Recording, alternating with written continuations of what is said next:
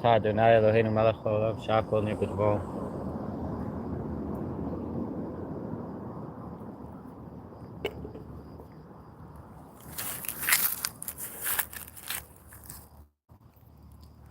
A book is a book of idolatry, even if it's a book that doesn't contain idolatry, but it's written by an idolater.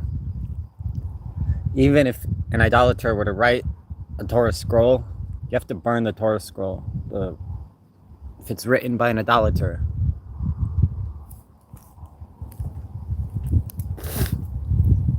Obviously, that doesn't mean that you're biblically commanded to go and burn the book of anyone you disagree with. But if someone's an actual idolater and they write a Torah scroll, the Torah scroll is invalid and you have to burn it.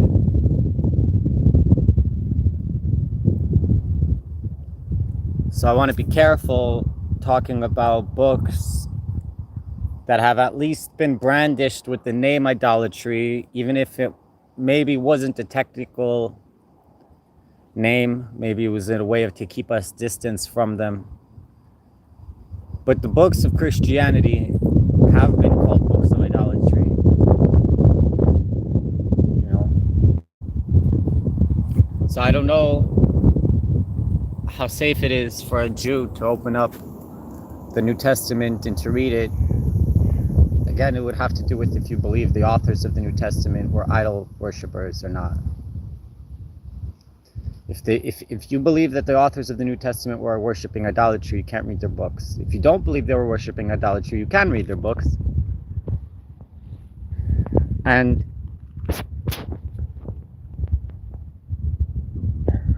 you could hopefully extract mystical information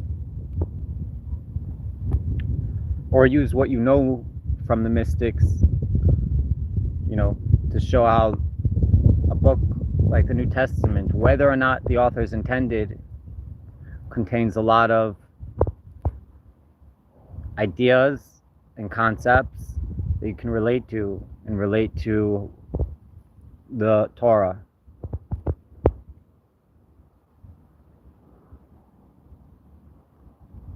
So I'm not here to say we should be opening up the New Testament, but I am here to say that regardless of the intention of the authors, whether they did it on purpose or not, there can be very, very, very valuable and high esoteric concepts that you can find in there.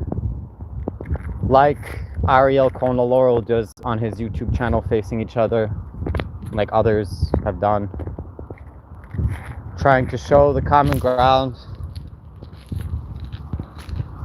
between Christianity and Judaism, not just the common ground on biblical morality or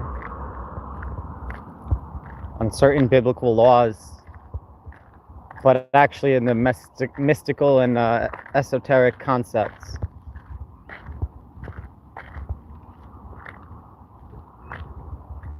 I'm definitely not advocating for Jews to go out and read the New Testament. I'm coming at it the other way. I want Gentiles to read the Talmud. What's the point?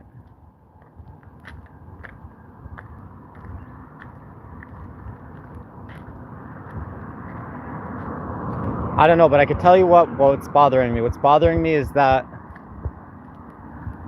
you have people out there who are convinced that the Talmud is an evil and wicked book.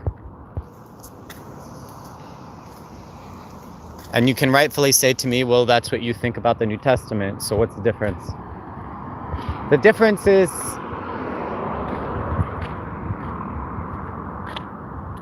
first of all, I don't know if I think about the New Testament the way they think about the Talmud. But even if they were to think about the Talmud the way I think about the New Testament, so then your question would stand, how's it different? Why is it different? For me, it's not about us versus them. Like, you're not allowed to look at my book a certain way, but I'm allowed to look at your book a certain way. It's not that. It might sound like that at first glance, but it's really not. It's about the fact that the Talmud is the culmination of a chain. It's a tradition. It's very deep. It's very It's got all the fundamentals in there, but it's our treasure. It's everything we have. All of creation, through all of the chains and ancestors and descendants. The collection of wisdom, the collection of morality, the collection of legal code in the Bible. Everything's gathered into one spot called the Talmud. And if you're going to degrade the Talmud and hate on the Talmud, it's insulting not just to me because I'm a Jew and the Talmud's a Jewish book. It's insulting because it's the whole tradition, it's the whole history, it's the whole biblical canon is pretty much, expressed in the Talmud. When you're taking a diss on the Talmud, you're taking a diss on everything it represents. And the same would be said about Christianity. If you're taking a diss on the New Testament, you're taking a diss on the whole Christianity. And while that's true, I don't want to be hurtful to Christians on purpose just to be hurtful to them. I have no problem taking a diss on Christianity as it stands today. Christianity as it stands today, its whole existence was just a big diss on Judaism. You can argue that it was never meant to be a separate religion. It never meant to usurp the Jews as being Israel, as being God's chosen. You could say that it never meant to do that, but that's effectively what it did. Effectively, Christians today hold themselves as the new Israel. Someone goes so far as to say that every time it's mentioned Israel in the Bible is really talking about the future Christians to come. What I'm saying is the Christian Bible, the New Testament, is a diss on the Bible. That's what it is. So I'm not so concerned with rejecting the New Testament, and not only rejecting it, but looking at it as a book of heresy, a book of lies, a book of manipulation. Whether or not that's how I view it at the moment, I'm not sure, but I'm saying even if I did, it wouldn't piss me. It wouldn't, I don't think it's wrong. Because again, what would you say? I'm taking a diss on Christianity. I'm telling you, Christianity itself, the creation and existence of Christianity, is just a big diss on Judaism. So I don't think it's so bad for me to take a diss on them by rejecting their book as a pagan or foreign or ungodly, unholy, idolatrous book. If that's the way I want to take it, I'm saying, I don't mind. You're going to say I'm dissing Christianity. I'm saying Christianity itself is a diss on Judaism. What do you want from me, It sounds like, oh, who started it? You started it, we started it, they started it. It's not even exactly that. I'm just saying, if your whole religion is built on replacing my religion and shaming my religion and making me look bad, I don't think you have anywhere to stand on if I'm gonna call your book blasphemous and whatever, So why can't they do that to my book? Why can't Christians or whoever wants to come and diss my book and call it blasphemous, idolatrous, or whatever they want to make up about it? Besides for the fact that I don't believe them to be correct, I believe that the Talmud is factually accurate, factually true, it's holy and godly. Well, if they're a Christian, I would say their whole religion is based on the Talmud. Meaning what the Talmud represents, that's what Christianity is based off of. The Talmud represents the Bible, which the Christianity is obviously based off the Bible. It's based off of Jewish history. I'm saying Christianity. What forms Christianity? What's holding it up? It's the whole Jewish history, the Jewish Bible, the Jewish understanding, the Jewish maintaining of the biblical narrative and forming a society that reflects that. Having a biblical king, a biblical court, a temple, twice, right? I'm saying without all that, you wouldn't have a Christianity. So for Christians to come and attack that which they're based upon, which I'm telling you is the Talmud, because I'm telling you without that which makes up the Talmud, you wouldn't have Judaism. I mean, the Talmud's not just a book that was printed in a certain year. The Talmud is a collection of what made us Jews, what carried us through. Customs and traditions, laws, and everything in between. Just the whole thing that made up Judaism is contained in the Talmud. And Judaism is what Christianity bases itself off of. So for a Christian to come and attack the Talmud, to me, is worse than me as a Jew attacking the New Testament. Because to me, I would see the New Testament as a foreign,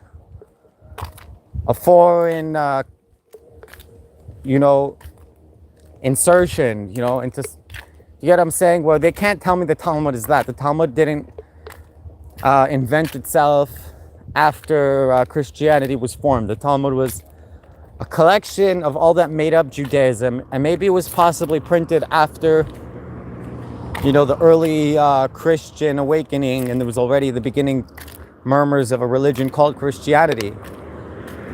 But it's not the point of when it was printed. It's the point of what it is and when these teachings are from and from where. So I don't think it's the same thing for me as a Jew to reject the New Testament as being whatever I reject it as for a Christian who's basing their religion on my religion and then twisting it, in my opinion, and now labeling the Talmud as what?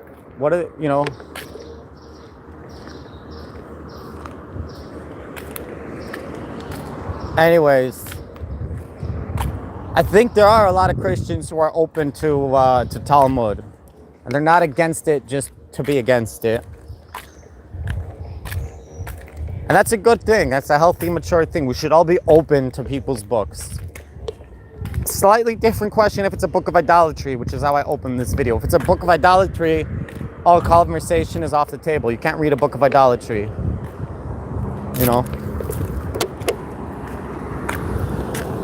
Yo, Gavri. Shabbat shalom, l'chaim.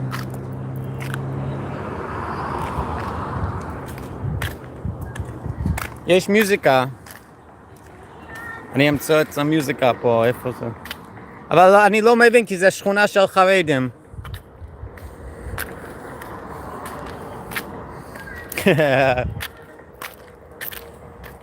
בכל מקרה מדברים על הברית החדשה, אם זה ספר של עבודה זרה, כי אם כן אסור ללמוד אותו.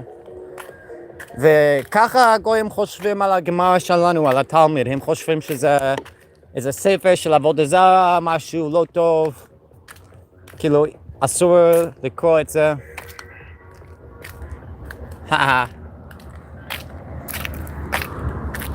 אבל בלי הגמרא אין לנו יהדות. כל היהדות. כאילו, בלי הגמרא ובלי התנאים והאמוראים שהם במשנה ובגמרא, בליהם לא היה לנו יהדות היום. היינו כולנו, free Palestine gay. Saying without the Gemara, without the Talmud, all the Jews today would be liberal gay Jews waving a Palestine flag. We wouldn't have any actual Orthodox Jews following the Bible, keeping the Shabbos, doing whatever.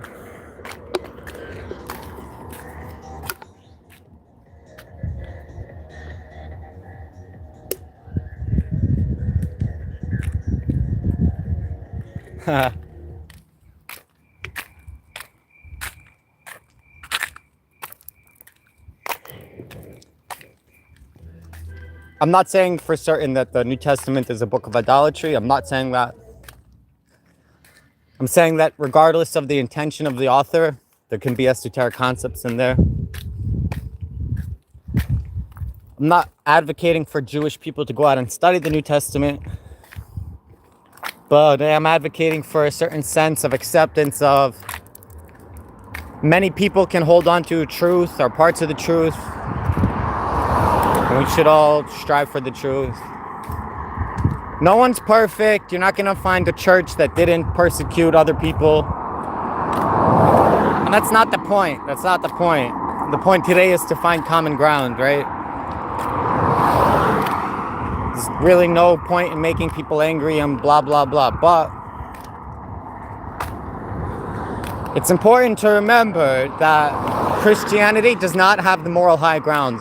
If Christians want to tell Israelis or Jews how we should be, behaving, it's worthwhile to listen to them as you would listen to any friend, but never ever in the sense that they have a moral high ground.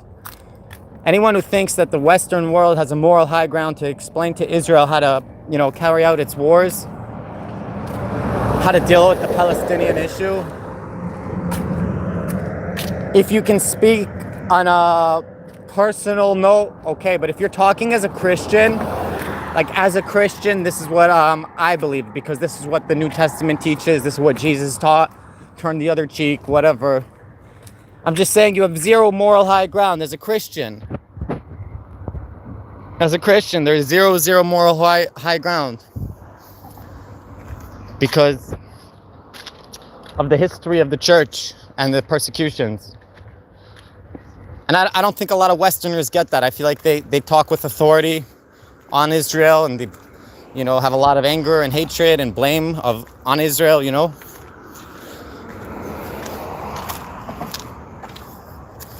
A lot of it is unfounded and just inaccuracies, spreading libel, spreading hate.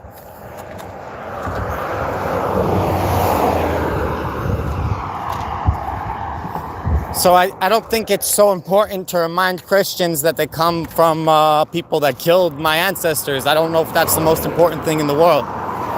But it is important to recognize that the Western world, which is largely a Christian world, has zero moral high ground over anyone else. And we don't have to be fearful or shy, And if someone wants to yell genocide in Gaza, I think it's totally fair to yell to them genocide in Spain, genocide in Europe, genocide everywhere where Jews have been genocided, and their parents and grandparents and great-grandparents and their pastors and pastors' pastors and pastors' pastors, they were all involved. It was always headed by the church, always. Every major persecution, the church was in front. So I'm just saying, we don't really need to take these people seriously. When you have a Christian yelling at you from the comfort of their home somewhere in the West, yelling at you as a Jew that you're responsible for, the Palestinian innocent baby that's whatever. Again, if you want to take moral advice from a friend, that's different. But if someone's coming and preaching to you as a Christian, the moral ethics and whatever, blah, blah, blah, I think it's helpful to remind them that they have no moral high ground to stand on. And they should shut the fuck up. If they're coming at that way, I'm giving you a biblical reprimand, a biblical rebuke, because you're out of line and you're not following the teachings of Jesus, it's well, I'm pretty sure I am following the teachings of Jesus. If I really am genociding the Palestinians, then I'm exactly following the teachings of Jesus as you guys taught us.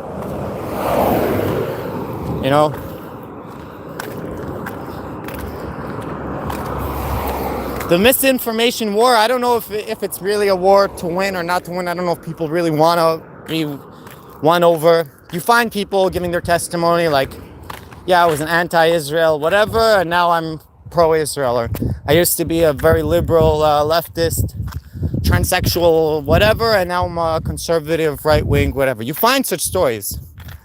I don't know how common it is, and I don't know how much effort it's worth investing into changing people's minds. But we know what we're doing, right? We don't really need the opinion of others. At this point, we really don't.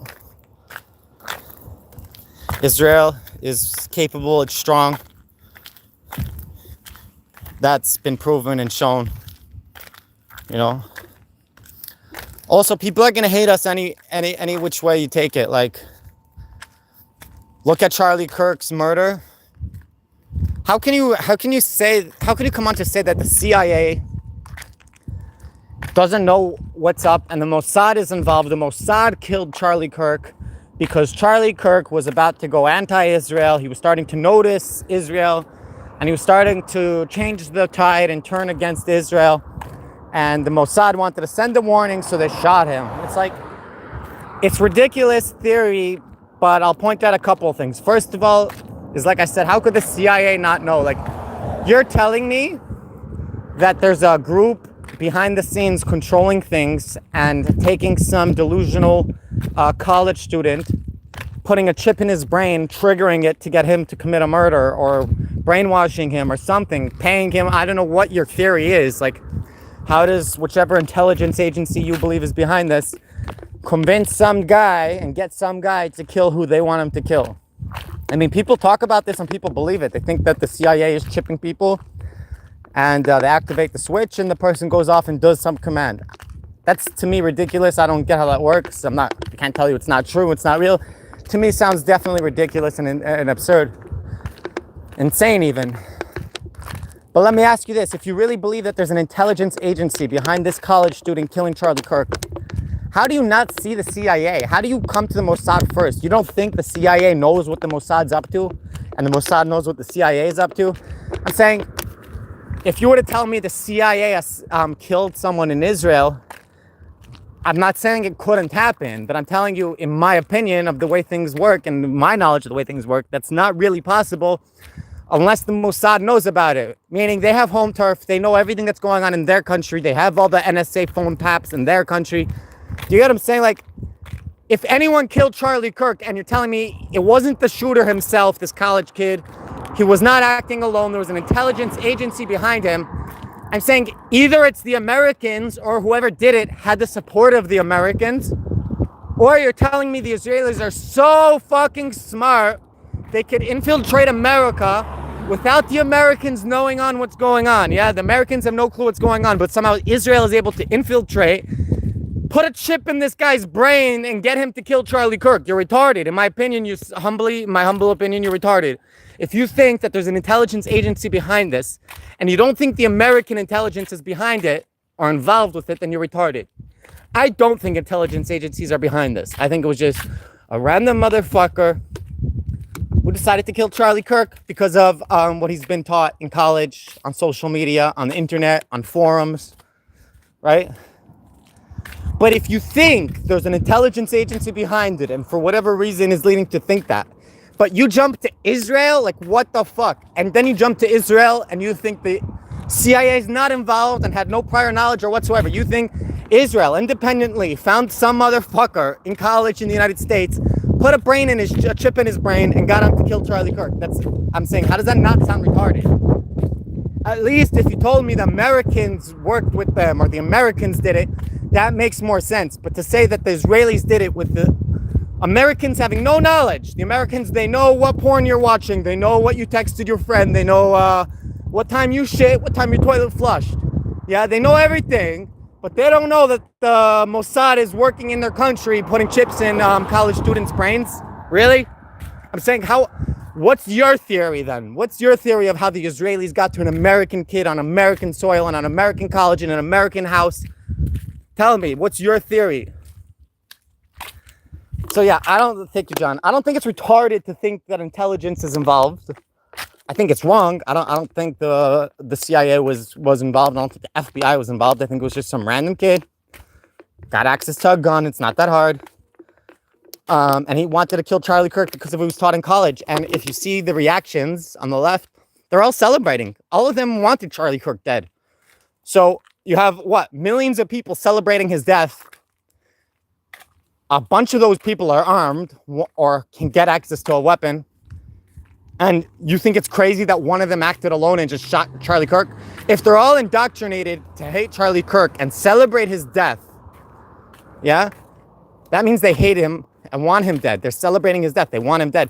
You think it's absurd that one of them would have actually killed him? Why is that absurd? They actually killed him, yeah. Without an intelligence involved. And if you're going to say there's intelligence involved, I'm telling you it's a little retarded to think the Americans are not the ones that are involved. Because foreign intelligence agencies don't have access to Americans like that. Okay? So, yeah. Saying the dude was in America on American soil and you're blaming a different intelligence agency. If anything, blame your own intelligence agency. I'm not with that. I don't think it was any intelligence agency.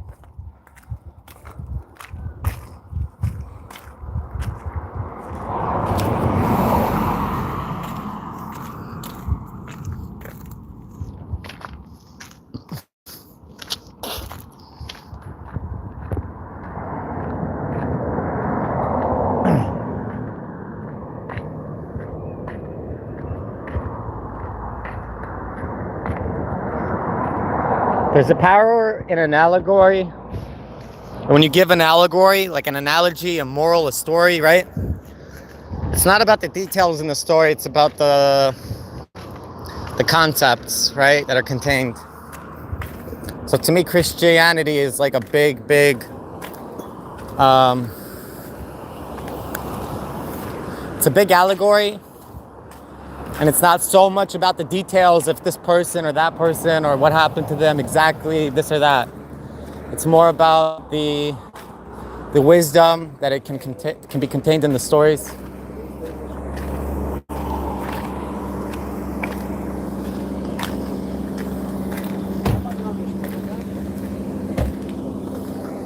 They caught them with weed, I think. He said, "Kama gram yesh." How many grams are there?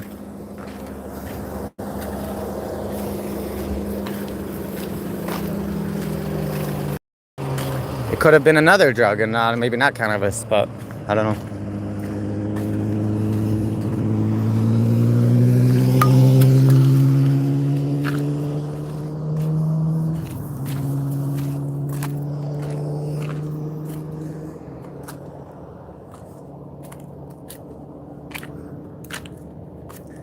Listen, celebrating death, I think there is a time and a place. Like if you go back to biblical times, with the story of Mordechai and Esther against, there was the king Achashverosh and the wicked Haman. When Haman died, I think if I was there, I would have celebrated also, I think there's a time to celebrate. I do, in certain circumstances. I don't think it's just like, oh, I didn't like this president, so I'll celebrate their death. That's already on the wrong path. Even in the biblical times, by the way, when they would kill someone, when the court did kill someone, which was rare, right? Because the biblical, prescription of death for certain offenses was mostly just to a preventative measure, so people wouldn't be involved in such actions. But they hardly ever carried out the actual death sentence. When they did, though, they would have to hang the body in the public. Because that was the whole point, was that people would see and people would know that, listen, doing this and such action is going to lead to you being killed, right? So they would have to hang the body in public, but only until nighttime. Once the sun would set, out of honor for the dead, out of honor for the body and the person himself, you had to bury with the proper burial the dead body. So I was saying, even there, they weren't celebrating death. They were hanging up as a statement. So yeah, celebrating death is definitely twisted, and it shows you that these people agree with the murder. They agree with the death. I'm saying Charlie wasn't even like a controversial figure, in my opinion. Like, he didn't say anything against groups of people. He didn't say anything against anything. He literally just spoke his opinion and gave people a chance to challenge that. And if you look at the reaction of why people are so angry at Charlie, it makes no sense. Like, just mentally, it just doesn't make sense. Why do people hate him? I mean, I know someone who hated Charlie just because he thought Charlie was a shill for Israel. But that's just what people say when they hate Israel. Anyone who speaks anything positive, either they can say the guy's crazy, but if he says mostly things they agree with, but he happens to be pro-Israel, then they don't know how to deal with that. Like, oh, I agree with everything he says besides the Israeli stuff, right? So then it's like, oh, Israeli shill. And it's funny, the same dude who used to tell me that, and used to say publicly that Charlie Kirk's an Israeli shill, is now posting that the Israelis killed Charlie. Whichever way it goes, they're going to use the story against the Jews. First, it's Charlie shill is being paid for by Israel. And then it's like, oh, Israel killed Charlie Kirk. Makes no sense. Pick a side, dude. But yeah, Charlie, I'm saying there's like people, like, you could say, like, they're controversial, they're making statements, they're trying to separate this, that. I'm saying Charlie just wasn't one of them. I never heard him say a hurtful thing, for real, towards any group or any people. He's very respectful, had his opinion. You don't like it, so come debate him. Actually, if you showed up to any of his events, and you had a challenge against something he said, you go first. You show up in line first. You get to cut the line. You get to go on camera first with the microphone first if you have to challenge anything he said. He loved the debate, the challenge, the dialogue. Why? Because dialogue is the antidote to brainwashing. If someone's been brainwashed and programmed to think a certain way, not because they believe it to be true, but just this is what they've been brainwashed and taught over and over, and their brain just like accepted it as truth without ever reaching the truth of it, because there's no truth to reach. They never were able to think freely. Well, if you engage in dialogue, the brainwashing is going to fall apart and the truth will come out. So The reason why the left hates Charlie Kirk is because of dialogue that he has open, and people have been copying his model and doing open dialogue and open debates. And that's a challenge to anyone who's doing the brainwashing. And if you're running a brainwashing system, you can't have someone come on and have an anti-brainwashing station, which is what every Turning Point USA chapter and everyone who does open dialogue and debates is doing. They're pretty much opening a brainwashing station. You can come in with all your brainwashing, put it all out there, get challenged on it, have to answer on it, realize you have no answers, and there goes your brainwashing, right? You just need to actually debate someone. So that's the danger of a guy like Charlie Kirk, the fact that he's just open to debate. It's not his ideas that were dangerous to any group or any political affiliation. It's not his ideas. His ideas weren't dangerous to them.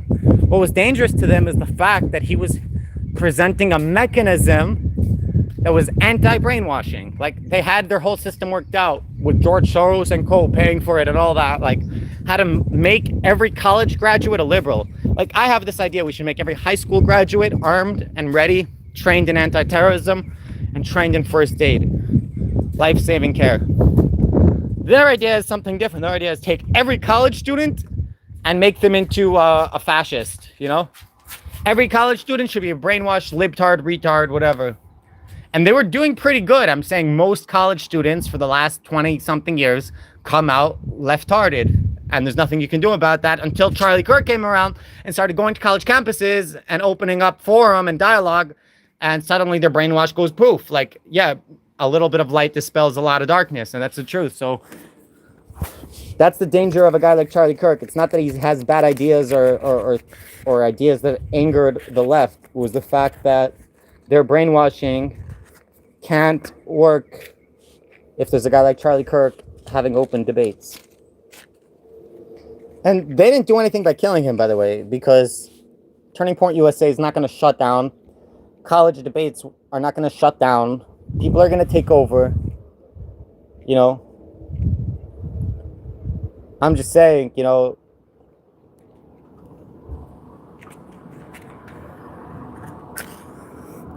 or figure.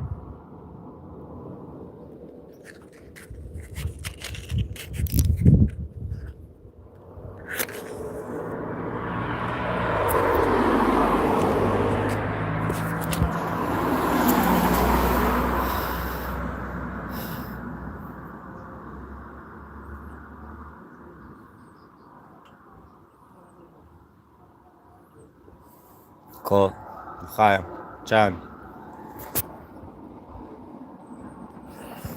All right, what's the deal with Christianity? So, in my opinion, okay, again, I'm not talking from an authoritative place, but from what I know to be true, Christians believe in and worship a Trinity, which is, in my opinion, and from what I know to be true, idolatry, right?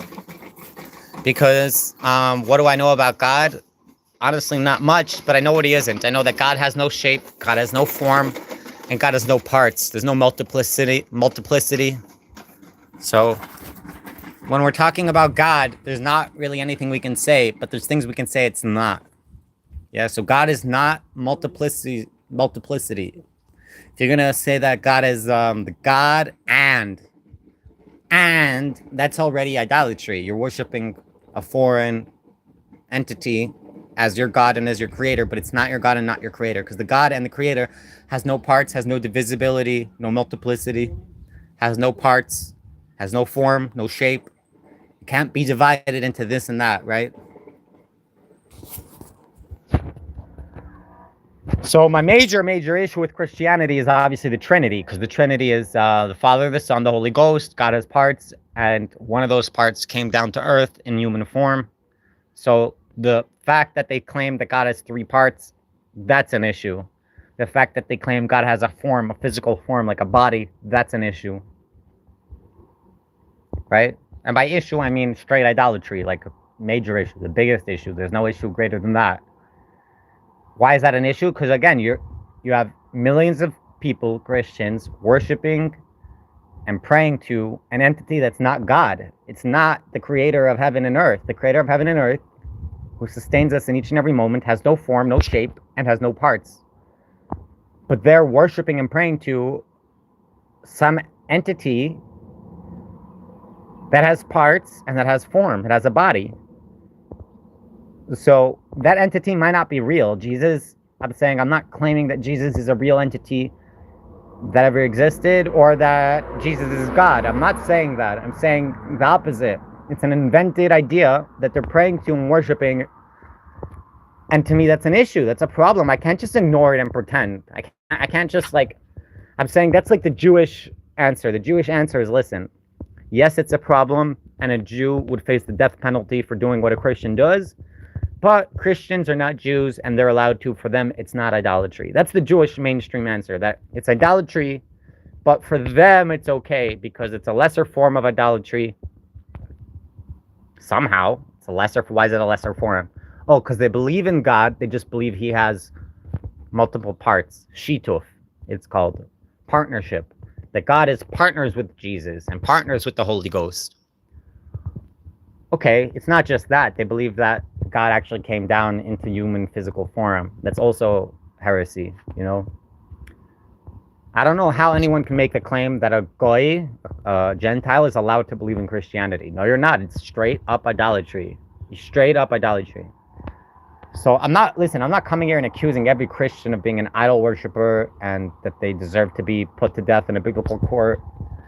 I'm not even going there. I'm just saying that I can't really engage seriously with Christians without bringing this up first. That, in my opinion, anyone who identifies as a Christian, anyone who prays to Jesus, who worships Jesus, you're an idolater. Or anyone who even thinks that Jesus has any part of God, like God is somehow Jesus, that's idolatry.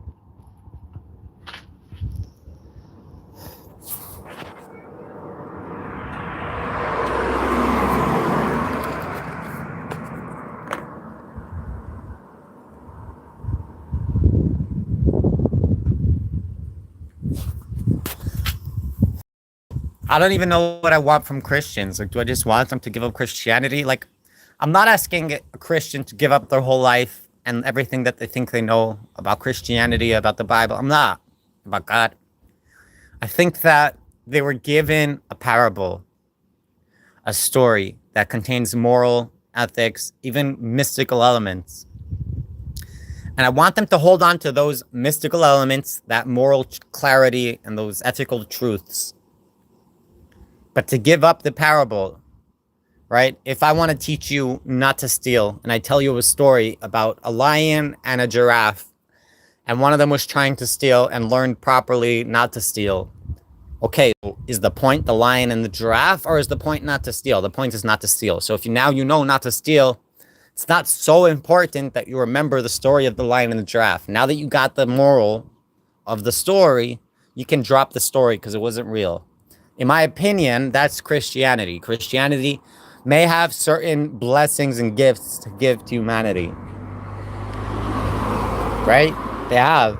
And once a Christian has accepted those gifts and they've taken what they can from Christianity, I invite Christians to give up Christianity as their religion. And it sounds very scary. Like, what do you mean? I worship Jesus, I pray to Jesus. You're telling me to give up my God. No, I'm not telling you to give up your God. I'm telling you to give up what you think is God, the idol that you made, the moral you took. So now give up the analogy. I want you to give up the analogy and keep the moral. Give up the idol, but keep the God. I want you to give up Jesus and maintain God and maintain your worship and your faith and everything you learned from the church. I want you to keep. I want you to focus it on God without the analogy. Jesus is the analogy. That's all it is.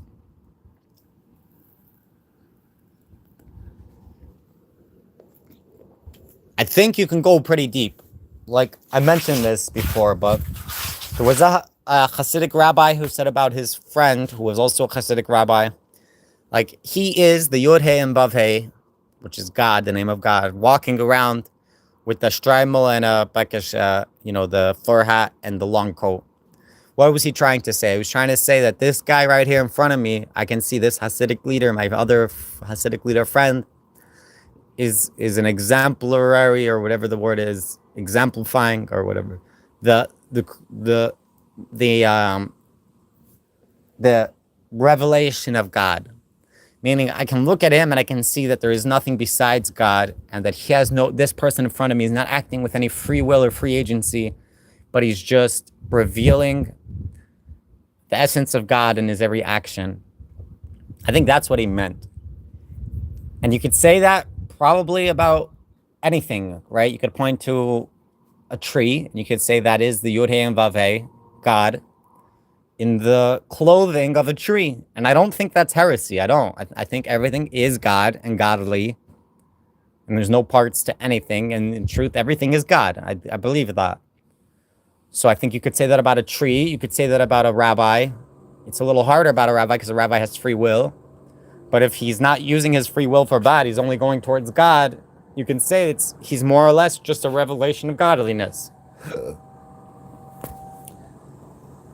But that's not what Christians believe about Jesus. They don't believe he's just a revelation of godliness because he's a pure vessel that's just allowing God to be channeled through him. No, they think he's God himself. They worship Jesus, and that's a problem.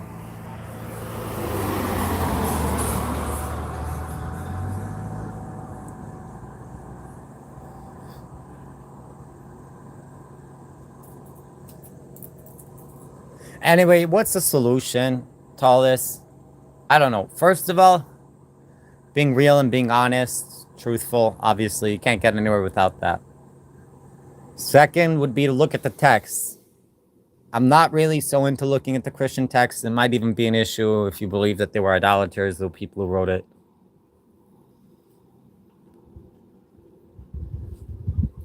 If you don't, then go ahead, read it all you want, you know. For Christians to read the Talmud, I don't think it's really realistic either, because it's too big and it's written in a foreign language. You can read the English translation. You'll get most of what's going on, especially if you read like an Art Scroll. Art Scroll did a pretty good job of translating the text and also translating the major commentaries and explaining what's going on. So you could buy an Art Scroll, you know, Talmud and read through it. It'll take a long, long time, but you can do it. I just don't know if that's a practical solution to anything, you know? What I don't like is Christians bashing the Talmud, because to me that's bashing Judaism, and it's them bashing their own root. They're basing their whole essence, their whole religion off of Judaism, and then they're bashing it. I don't see it any equivalence to a Jew bashing the New Testament. We don't base our religion off the New Testament. We never accepted it. We didn't build a religion out of it. If someone like a Mormon would come and bash the New Testament, yeah, I would say that's a little funny. Like, you built your religion off the New Testament and now you're going to bash it. That's ridiculous, right? So to me, that's how I view Christians bashing the Talmud. You built your religion out of this, and now you're bashing it. I don't know if every Talmud Christian hates the Talmud, but I do think the majority of them really think the Talmud is just a twisted, heretical book of lies. You know, they're taught not to study the Talmud, not to open it. It's unholy or whatever. It's not fair.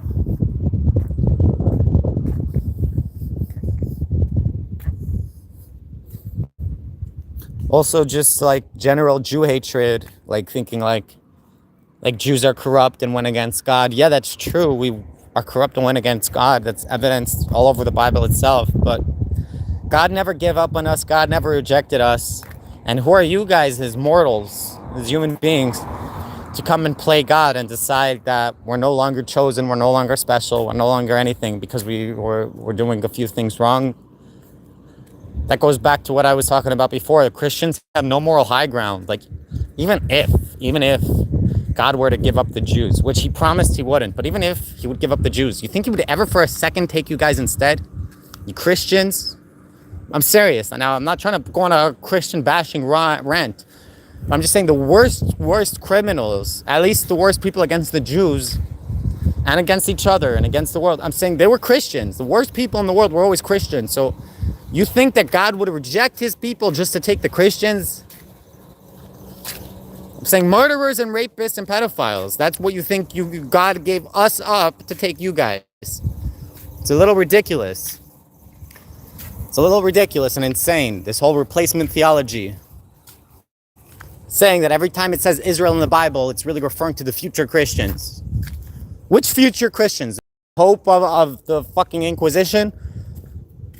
The future Catholics? with the rape scandals and pedophile scandals. I'm asking you seriously, which future Christians do you think God was referring to when he mentioned Israel numerous times in the Bible? I'm telling you, he wasn't referring to future Christians. He was referring to his seed that he proclaimed through Abraham. This is going to be, we're going to, have this covenant, your seed, and it's going to be mine, You're going to be Kodesh, which is designated and separated, holy, right? So yeah, it's offensive to me, this whole replacement theology, this whole thing of Christians either thinking they're the new Israel or them supporting Israel, waiting for the whole apocalypse. Like even a lot of Christians that support Israel are supporting Israel only because they think in the future they're going to replace us. Like that whole thing is just, to me, offensive and hateful. I don't think I'm the hateful one for calling them out on that, or for calling them out on their transgressions in the past, their murders in the past, all the bad things people have done in the name of Jesus. I'm just saying. So I don't like the replacement theology. I don't like the bashing of the Talmud, because it's not just the bashing of a Jewish book. It's the Jewish book. It's the essence of everything we are, contained into one book. And if you attack that, you're attacking Judaism and the Jewish nation, the nation of Israel, people of Israel.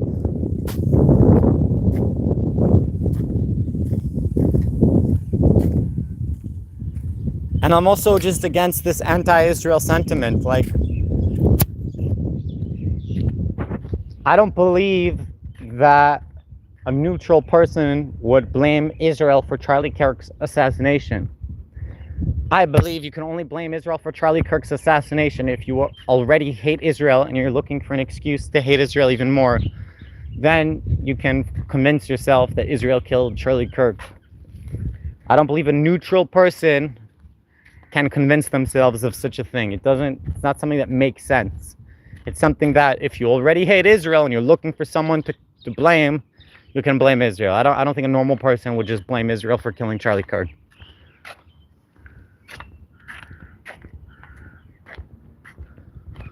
Do I think the Israeli government and the Israeli intelligence and the Israeli leadership are saints and righteous? No, I don't. I think Zionism was birthed by evil, wicked people.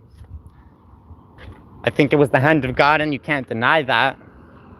But the agents that he used were wicked people. In my opinion, the early fathers of Zionism were evil, wicked people, anti-God, anti-Bible.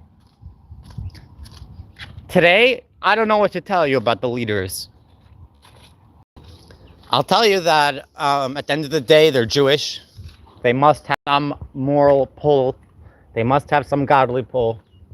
I also believe that God doesn't really allow leaders of countries to have completely free agency.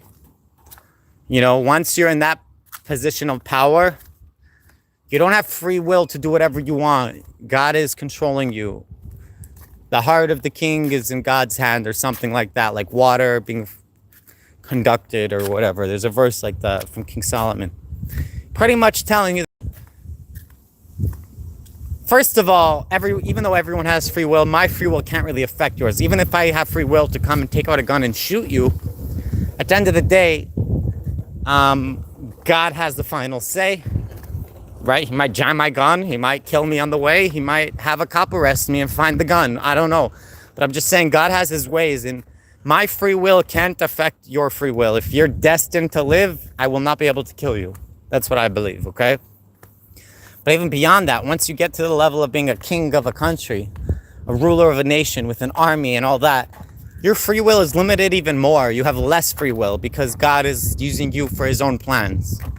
So I'm not so worried about, the heart of Bibi Netanyahu and the heart of the chief of command of the IDF, and if they're really good guys following the Bible or whatever.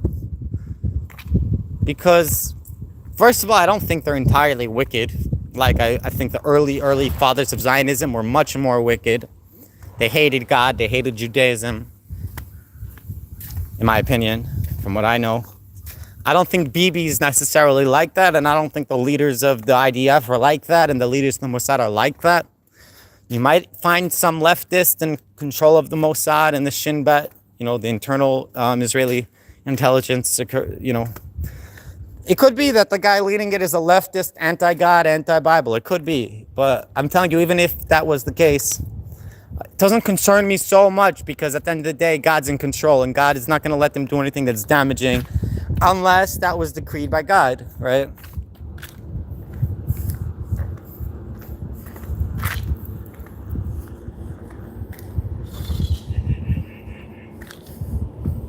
Miracles, by the way, John, miracles are not a proof of anything. Like, Jesus could resurrect today, perform miracles, walk on water, heal sick people, and I would still deny that he's God. I'm just saying miracles don't prove anything. Like, there's a biblical verse even warning us against false prophets with their false signs. Pretty sure there's even a biblical verse somewhere in there warning us against this. I'm saying not to take these signs as anything, you know. But we don't rely on miracles to prove anything, you know. Even though Moses performed miracles, that wasn't really. I don't think that's why we believe in Moses and believe in God, because Moses was able to perform miracles. I think the miracles that Moses performed were of a different nature and for a different reason.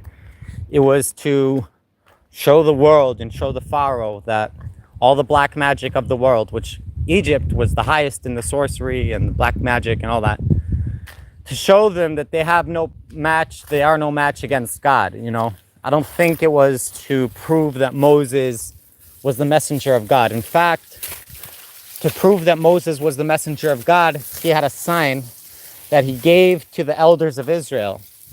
And that's how they knew that God sent him. And the sign was pakoid pakadati. It's a Hebrew word that's repeated twice. Pakoid pakadati. It loosely translates as something like, I redeemed you. Redeem, I redeemed you. Or something like that. But it was a code word and it was a sign for the Jewish nation. Moses gave that sign, that code word. He gave it over to the elders. And they were able to verify it, that this was the code word, the sign that they were waiting for. So the miracles that Moses provided, that was not the proof for the Jews that, like, look, God sent us a messenger. First of all, that didn't turn Moses into a God even, by the way. They never turned him into a God. But I was saying, even to like accept him as a prophet of God, they weren't relying on miracles. They were relying on a sign that God told them years earlier, this is going to be your sign. You know? See, miracles don't mean anything in the context of like proof that I'm from God or proof of this, proof of that. You know? Anyways, I'm signing out. I wish you all a good Shabbos. Catch you later. Hit me up on my Cash App, bless me. Or my other PayPal, Venmo, Zelle. Traveling to Europe, God willing, on Monday. 2 days. In 2 days I'll be in Europe, God willing.